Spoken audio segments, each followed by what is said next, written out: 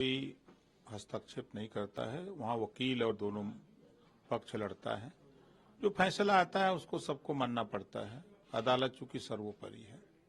एक और बड़ा अहम सवाल है, जिस तरह सदन के दौरान वक्फ विधेयक को लेकर के बात की गई, जिसमें ये बताया गया कि देश भर में वक्फ की 994 संपत्तियों पर विवाद है, जिन पर अवैध कब्जे की बात कही जा रही। केंद्र सरकार द्वारा ये बात बताई, इसमें संशोधन बिल लाया जा रहा है। आप किस तरह से? नहीं, देखिए, जो संशोधन बिल लाया जा रहा है उस बिल के साथ हम खड़े हैं, इस नाते कि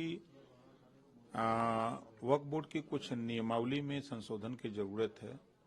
उसमें जो अमीर मुसलमान है वही वक्फ बोर्ड की जमीनों का उपयोग कर रहा है। संशोधन करके जो गरीब मुसलमान है, महिलाएं हैं, नौजवान हैं, उनको भी उसका लाभ मिले।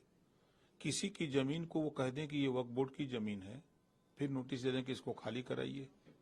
तो उसमें सिर्फ और संशोधन यही है कि अगर उनकी जमीन है तो 1359 फसली में उनका नाम है कि नहीं है। अगर है तो उनका है, नहीं है तो फिर वो जमीन के एप्लीकेशन देने वाला व्यक्ति उसको जमीन नहीं मिलेगी।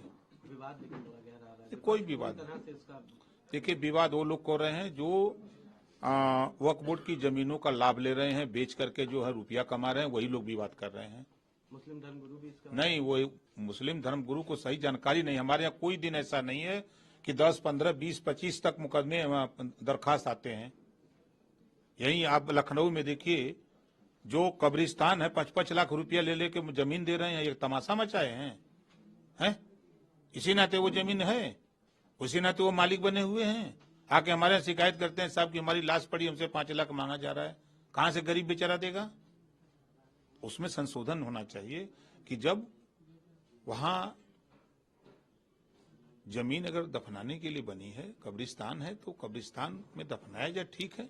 उसका शुल्क इतना न लिया जाए कि गरीब वहां दफनाने न पाए। कहां ले जाएगा वो? संभल मामले को लेकर के भी फिर मामला में नई चीजें सामने आई हैं। वहाँ के जो सांसद हैं जिया रहमान, उनके घर के पास से अवैध कट्टा और इस तरह की तमाम चीजें बरामद। देखिए, सरकार लाइसेंस देती है कि आप लाइसेंस ले लो और लेके घूमो, लेकिन अगर अवैध असलहा आप रखोगे तो कानून अपना काम करेगा। ये भी कहा जा रहा है, इससे पहले विवाद हुआ था, अब इस तरह की चीजें वहां से बरामद होना इतनी बड़ी हिंसा के बाद। बरामद होना, हम कह रहे हैं कि हम यहाँ हैं, आप लोग डेली आते हैं, यहाँ कहे नहीं कट्टा बरामद हो जाता, यहाँ बम क्यों नहीं बरामद हो जाता? काहे वहीं बरामद हो रहा है? अगर हम गलत नहीं हैं तो हमारे खिलाफ कोई कार्रवाई नहीं हो सकती। क्या मतलब है, सपा के पास से बरामद हो रहा है? अब उस सपा के नाम से थोड़ा है, वो तो अवैध असलहा है। अगर सपा के घर में मिले, सपा के नेता के घर में मिले, तो उसको क्या कहेंगे? अवैध असलहा न कहेंगे। वन नेशन वन इलेक्शन को लेकर के भी ये कहा जा रहा है कि इस बार जो है सदन में सारी चीजें हो सकती हैं, लेकिन विपक्ष इसका लगातार विरोध कर रहा है। विपक्ष पाकिस्तान का पानी पी लिया है, इस नाते तो विरोध करता है। एक तरफ चुनाव आयोग को लिख के देता है कि एक वोटर लिस्ट बना दो, एक तरफ कहता है कि चुनाव होने पर जो है बार बार विकास नहीं हो पा रहा है, विकास अवरुद्ध होता है। तो उसी विपक्ष का ही काम तो हो रहा है।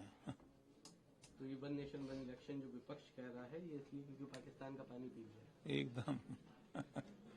एक सर आखिरी सवाल है, बांग्लादेश में हिंदुओं के जिस तरह से अत्याचार हो रहे हैं उसको लेकर के आज बड़ा प्रदर्शन किया जा रहा है। लखनऊ में भी बड़ा प्रोटेस्ट हो रहा है। इसमें भारतीय जनता पार्टी की जो साथ जुड़े हुए अन्य संगठनात्मक वो लगातार इसको लेकर प्रदर्शन कर रहे हैं, चाहे संघ हो या बजरंग दल, इस तरह के तमाम बड़ा एक प्रोटेस्ट। ये किसी को चिंता करने की जरूरत नहीं है। सरकार खुद चिंता कर रही है, चिंतन कर रही है।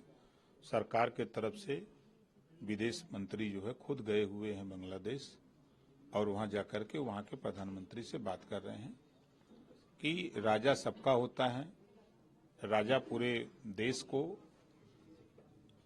न्याय देने का काम करता है और खुशहाली लाने का काम करता है। भाईचारा, मिल्लत की बात करता है राजा, नफरत नहीं। तो विदेश मंत्री जी भी गए हैं, ये हमारे जो राजदूत हैं वो भी गए हुए हैं, इस पर बातचीत हो रही है। लगता है कुछ निष्कर्ष निकलेगा। बिल्कुल निकलेगा। लड़ाई से कोई कुछ होगा, वार्ता से ही उसका समाधान निकलता है।